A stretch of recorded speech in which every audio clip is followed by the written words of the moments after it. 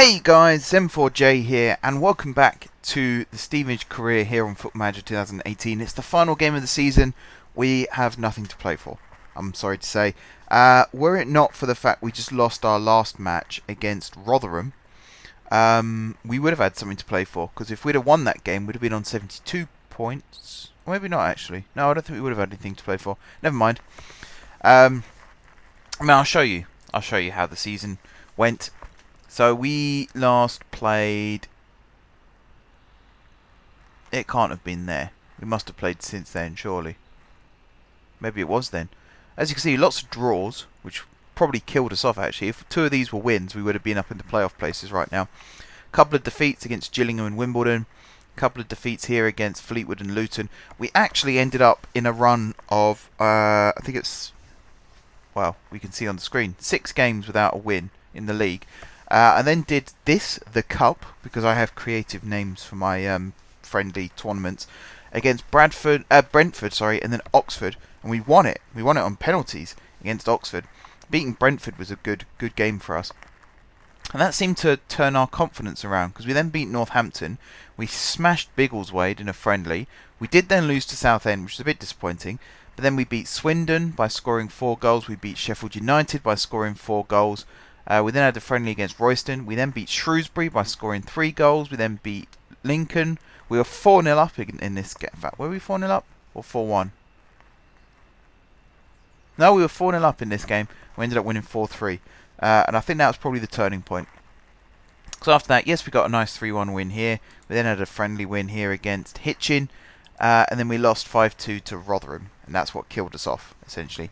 We were 4-0 down, I think, before Hancock scored twice. And then just when it looked like we were starting to come back into it, they scored again.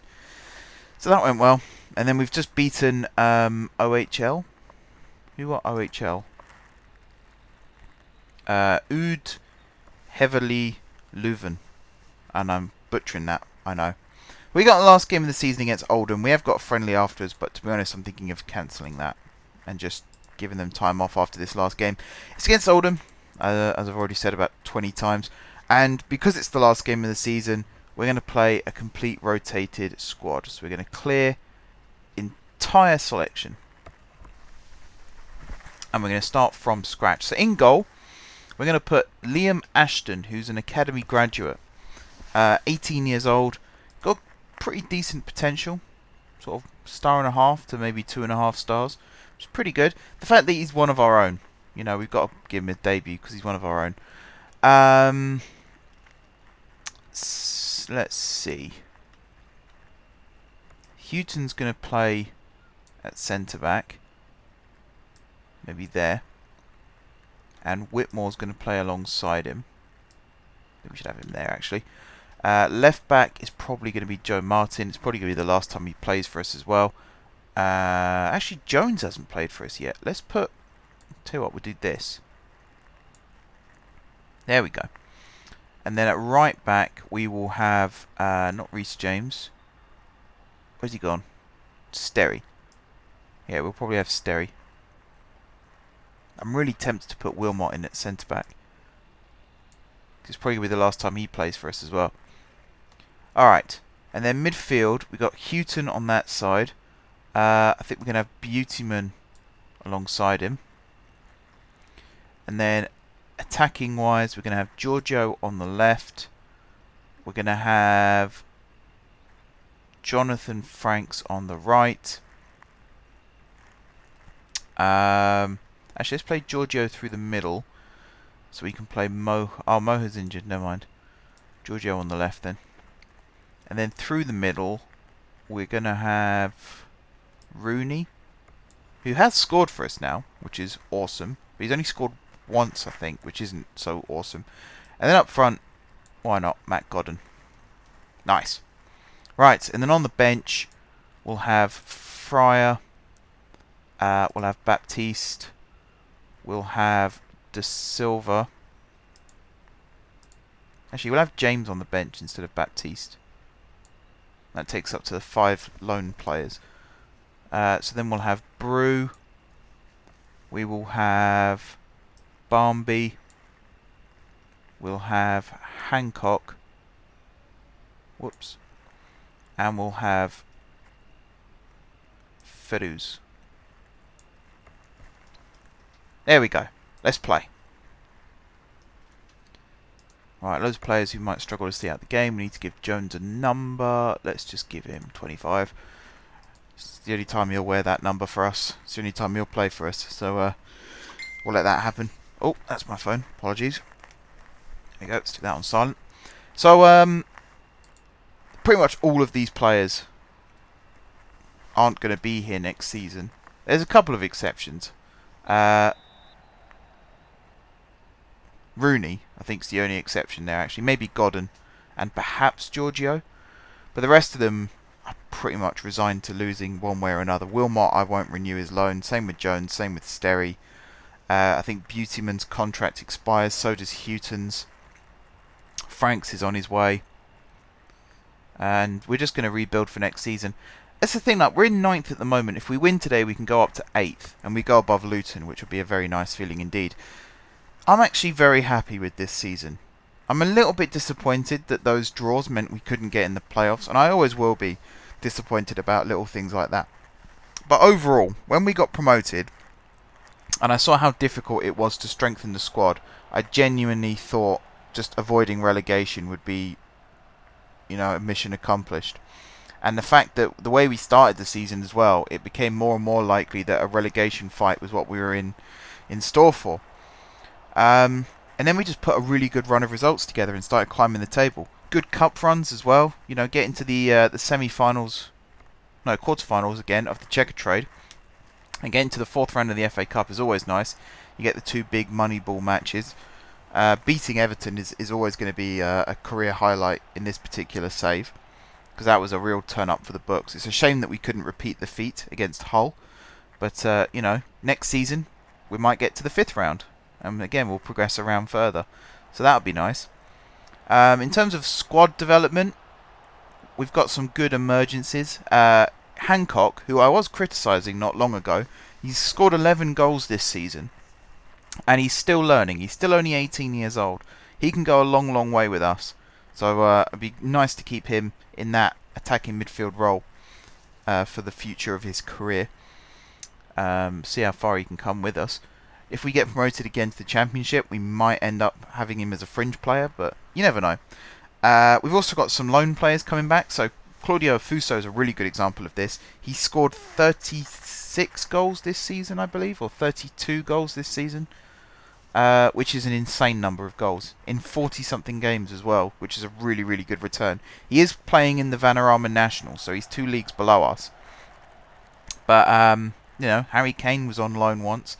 We all know how that turned out. So, it'd be nice to give him a chance, maybe in pre-season, and see whether he's good enough or not. If he's not quite good enough for first team, we might loan him out for the first half of the season and then see where we are. Some other emergencies. Menezes, I'll be definitely looking to renew his loan because he's been on fire lately. Samuel as well. I thought Samuel would struggle at this level in League One. He's actually our top scorer with 24 league goals this season, which again, really, really impressed with. Fryer was whinging a little bit in January that he wanted to leave. So if we can hold on to him, I'd be relatively pleased. But he's not played that well recently. But again, he's still relatively young and it's his first time playing in League One. So that's pretty good too. Barnby's still doing incredibly well down the left-hand side. And also Phenom. When I first signed him, he was kind of just going to be a fringe player. And then he started moaning that he wasn't getting enough first team football, and Menezes picked up an injury. Now the plan was initially to play Tony as the striker, but because Farouz was complaining, I decided to put him up front instead, and he actually went on a little bit of a scoring run. So having him as a backup striker option is also pretty damn good, I would say. Definitely looking to rotate the squad a little bit more next season. They're the emergent players. If we can have Ashton as a substitute keeper next season, that does free up an extra spot in the squad for another lone striker, should we say, or midfielder, whatever it might be. I would quite like to bring in players that we actually own to play first team and then have some loanees on the bench. I think this season we overdid it a little bit with the loans. So we ended up in a situation where in order to bring in one of the fullbacks, say, I had to sacrifice a midfielder, which isn't necessarily a bad thing. We do have some good midfielders still. Beautyman's not done that badly this season when he has played. He's had a few injuries which has limited his play time. And he has now just gone down to a 2-star rating. And normally once players drop below 3 stars for me, their head's on the block, as it were. 2.5 is the absolute limit that I go to. If they drop below that, then questions will be asked. Having said that, Hancock has spent the majority of this season on 2-star, but has done well. So the stars don't always tell the full story, I think is the message there. But yeah, it's been a productive season. I feel like I've learnt a lot about my team. I've also learnt a lot about this league, prepping me nicely for the Hatfield save when we actually get into this division. I've got no more news at the moment. At the time of recording, I've got no more news on the Hatfield save. I'm hoping to hear some more by this weekend. I'm recording this on a Wednesday, the 28th to be precise. So hopefully by this weekend I'll have some more news one way or the other. If it doesn't happen, then it doesn't happen. You know, we move on. We'll maybe use a different database, or we'll just wait till FM 19. If it does happen, then you know, things will have to move pretty swiftly so that we can get as many seasons done as possible before FM 19 comes out. But I'm okay doing that. I love playing the game, so no skin off my nose. Alright, we're going to make a triple sub because we're losing and we're not playing that great in this game. It's one of the reasons why I've not really been talking about this game, is because we've not been playing that well. I'm going to give them some encouragement.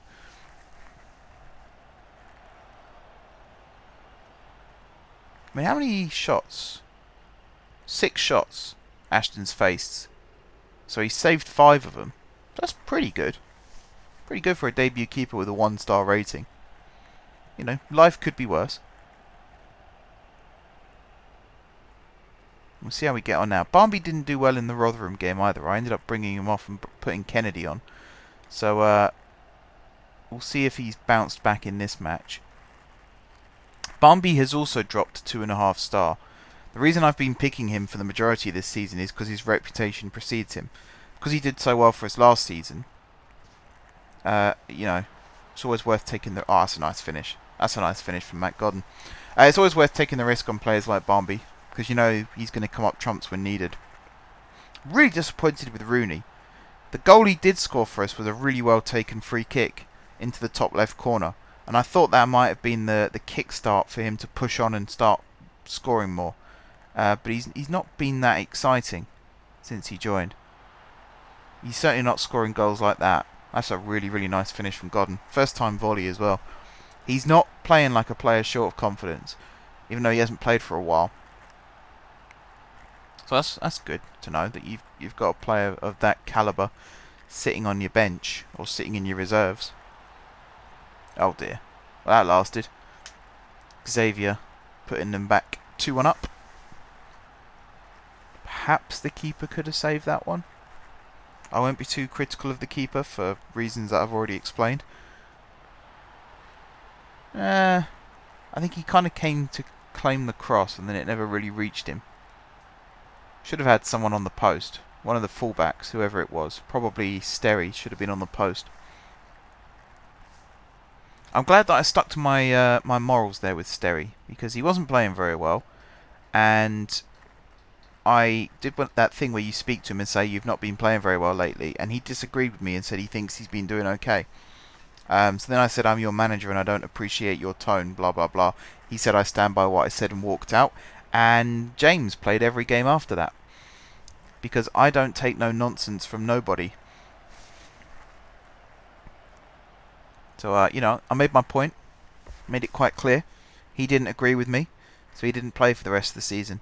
And he'll go back to Newcastle with his tail between his legs, and perhaps he'll learn a lesson. Either way, I don't care, because he's not my player. If he was my player, then, you know.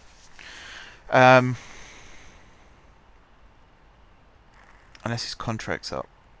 Because I did say about owning our own defence. Defence is definitely something I'm going to have to look at. There's a very big risk of Jack King not renewing his contract with us, which would be a bit of a shame. He said it's because at this point in his career, he wants to be playing football regularly, and he doesn't feel he'll be getting that with us, despite the fact we've picked him for every single game he's been available for. So I'm not quite sure where he got that idea from. I will look to try and counteract that if I can, because he's actually a really good person to build a defence around. Even at his age and his star rating, he's still a very, very good centre-back on his day. Plus, he'd be really good to tutor some of the youth players if we do bring some more through. Oh, that's a nice ball. Go on, Godden. Yes! Get in. Well played. Right. The goal now is to get above Luton. So if we score again, take the lead, I think we go level on points with them. Let me just do some quick mental arithmetic. Yes. But we need to score 3 goals in order to go ahead of them on goal difference. And we've got less than 10 minutes to go. So it might not be possible now. Oh, certainly not now. I think that's it. I mean, if we come back and win this game, we'll still finish below Luton, which is really, really annoying. 1 place below them and only on goal difference would be really, really annoying. And I'm not faulting the keeper. I am not faulting the keeper. He's 18 years old. It's his debut. They're not bad goals that he's let in. He's actually saved 5 of the 8 shots that he's faced. So, you know, that's pretty impressive for a young keeper on the debut. Never going to criticise a goalkeeper for that. Oh, Barnby should have crossed it. I think, I don't actually know if he got the record or not, but Samuel was up for an assists record. And this is what's really weird, because as soon as that message came up saying he's on line for an assist record, he actually started scoring more than he was assisting. As in, he didn't assist any more goals, he just scored them instead. So every time the ball came in on the right-hand side, where normally he'd cut it back and someone like Menezes would put it home, he started shooting. And every single time it was going under the keeper into the far corner. And I don't know whether he just didn't want the record or decided that he would rather be a goal scorer than a goal assister. But, you know, something flicked a switch within him. And I'm certainly not complaining because he's our top scorer now. So, you know, out of all of our players, I think Samuel will win Player of the Season again. Because he has been exceptional. I think we'll find out in just a second. That is the end of the game. We lost 3-2. I'm not too upset by that. It's nice to see Godden getting some goals again. You know, I would have wanted to have gone 2 up top this season and played Godden alongside Menezes. The only problem with that is it then means Hancock misses out, and I really didn't want to do that. I think that would have been a bit too harsh. Ashton, yep, proud moment. Oh, he's 16. He's not 18. What am I talking about? He's 16. Here you go. 16 years old, made his debut. Yes, he let in 3 goals, but he saved 5. That's the main thing. He saved 5. Alright, I just want to see if Player of the Season comes up. Don't know whether that happens after the playoffs or not. I have a horrible feeling it does. So I'll have to tell you next season how or who won, I should say, not how anything. Wage budget 64,000, transfer budget is 5,000. I think that's basically the same as what it already was. This has gone up by 3,000. So that's good. It means I've got some breathing room to strengthen the team. I can either sign 2 really good players or 4 or 5 average players. So I'm pretty happy with that. Plus you get rid of all the players whose contracts are coming to an end. I think that's like 5 or 6 of them. That gets us another sort of 8 grand. So that's quite a lot of money we can then spend on players. So I'm quite happy with that. I suppose we should do a quick breakdown of have I got a stats? It's actually been a while since I looked at this. Club, maybe?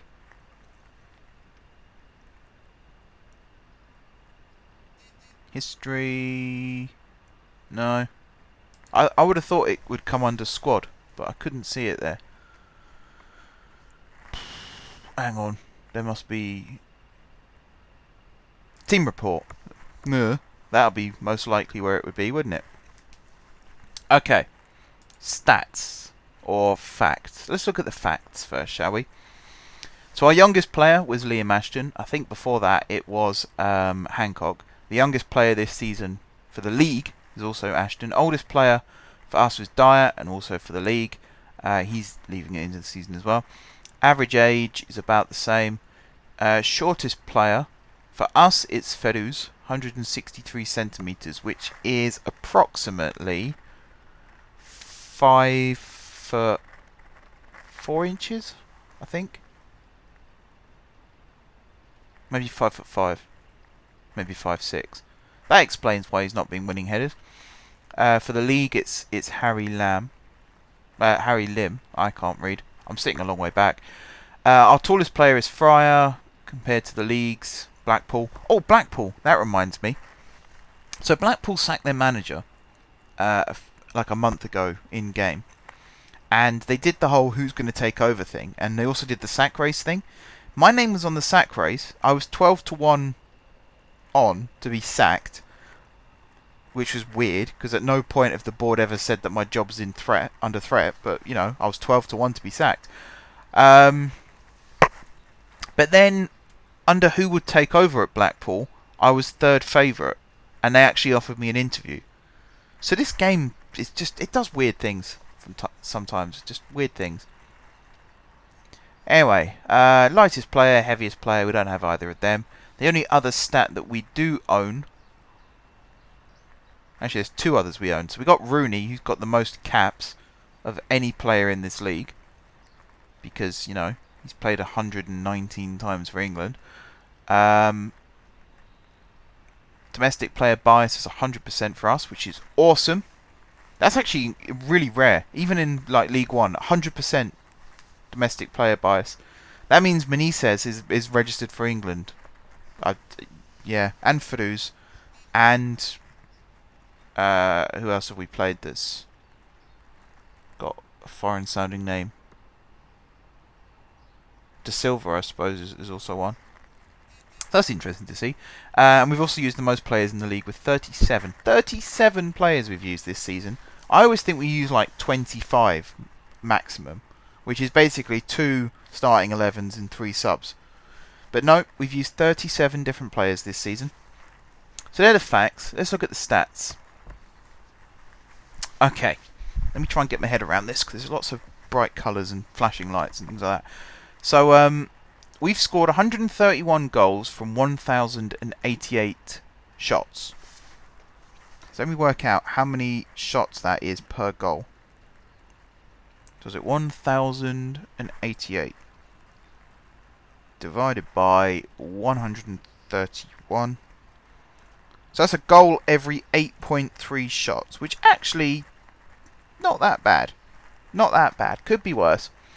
The best player was Franks, who scored 2 goals out of 5 shots. The worst player was Beautyman, who scored once out of 42 shots. Shots on target, 436, which is a shot on target every 2.5 roughly shots, which again, pretty good. 2.49 is the number here. That doesn't look right to me, but apparently it is. Oh no, I suppose that's right. 2.5 shots, which again, pretty good. Pretty happy with that. Best again was Franks, 3 out of 5. Worst was Sterry, 1 out of 9. So most of Beautyman's shots must have been on target then. That's kind of good, I suppose then. Penalties scored, we scored 4 out of 6. The best player was 1 out of 1, which was, there was 2 players who did that. The worst was Godden, who had 2 of his 4 penalties saved. Again, can't really complain about that. Minutes since last goal, 2 for Tony. 2,598 for Kenlock. Oh my days, that's quite bad. Okay. General play. Passes succeeded out of attempted. 70% of our passes were succeeded, which is pretty good. The best was Wakefield. Worst was Whitmore. Whitmore's a defender, so don't really expect him to do that well in that respect. Wakefield, 87% is pretty good. That's like Barcelona level. It's like Barcelona B level, to be fair, but, you know. Mistakes leading to goals. This is also quite impressive. 15 out of 1,304 of our mistakes led to goals. The best player, so Samuel made 146 mistakes, none of them led to goals. So that's pretty good. The worst was Fryer. 2 out of his 17 mistakes led to goals. When you're the goalkeeper and only 2 of your mistakes lead to goals, that's still not bad. Aerial challenges won versus attempted. So we won 57% of our headers attempted out of the 4,056 attempted. The best player was Baptiste, who has actually had a pretty good season. I'm looking to keep him next season. His contract auto-renewed anyway because he played 15 games. 62 out of 73 of his headers won. That is really good. Worst player was Farouz, but I know why now because he's only 5'4.5", whatever it was I said. 6 of his 31 headers. Crosses succeeded, only 13%. That's not good. We need to improve that. Franks was the best, 8 out of 35, which is still really bad. The worst was 1 out of 18, which 2 players have. Discipline. This is not as good. Tackles 1 out of attempted. That is good. We won 1,781 of our 2,500 tackles attempted, which is 71%. That is good. Best player was Whitmore, 40 out of 48. That's exceptionally good. The worst was Brew, 13 out of 23. Not so good. Fouls made. We made a lot of fouls. 932 fouls in 58 games. Do I even want to work out how many fouls that is a game? Probably should, really, shouldn't I? Let's see, was it 932 divided by 58? That's 16 fouls a game. That's exceptionally bad. The best player was Fryer, only 1 foul. No end, that led to a penalty.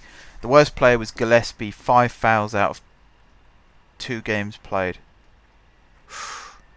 I won't look at yellows and reds because we know that's bad. Clean sheets. We kept 8 clean sheets all season. That's not very good. Best player was Fryer. Worst player was Fryer. Yeah, okay. I'd have thought worst player would be Ashton, because no clean sheets out of 1 game. That's got to be worse than 7 out of 51, surely. I suppose it's done by percentage. Goals conceded.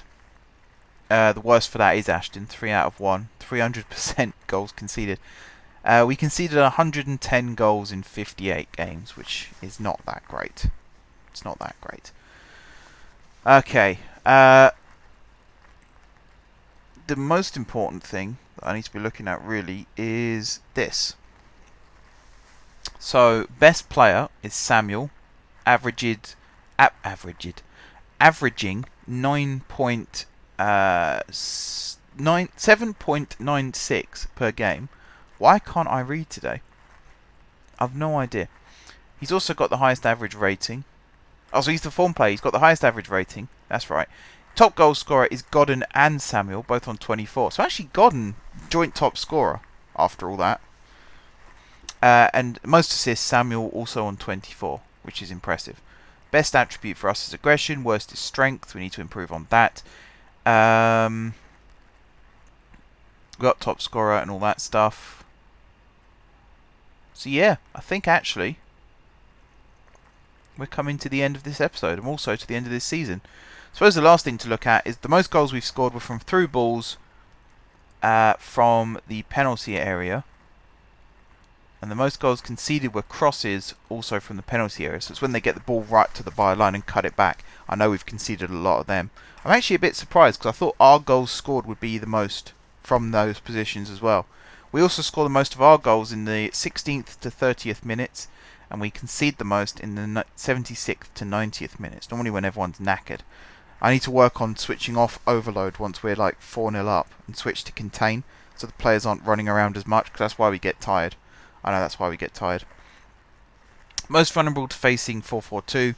We're most successful at facing 4-2-3-1. So we're actually better at facing the tactic that we employ than we are at all the other tactics. That's also quite encouraging. Right, that is the end of the episode then, guys. And that's also the end of this season. We will be back next season with another playthrough here in Football Manager 2018 in League 1 as Stevenage. Hopefully this time we'll get promoted. Do like we did last time around in League 2. So have one season where we did okay, but not as well as we'd have hoped. And then next season we push on and really dominate the league and win with games to spare. That'd be very, very nice. But until then, guys, thank you very much for watching. Don't forget to hit the like button if you enjoyed this video, and of course if you enjoyed the series, and of course if you enjoyed this season. It's been a pretty productive season in many respects. Drop some comments down below with ideas for tactics, transfers. If there's anyone in the 4th season of the game that you like to sign in the Football League, do let me know in the comments section down below. And also if there's any staff additions, because I'm looking to improve the coaching team for next season as well. Besides that, if you haven't already subscribed to the channel, be sure to hit the subscribe button and also click the bell notification so you can see when the next video goes live. If you have already subscribed to the channel, then thank you guys for continued support, but also remember to click the bell notification so you can see when the next episode goes live. And until next time, and until next season, I will see you soon.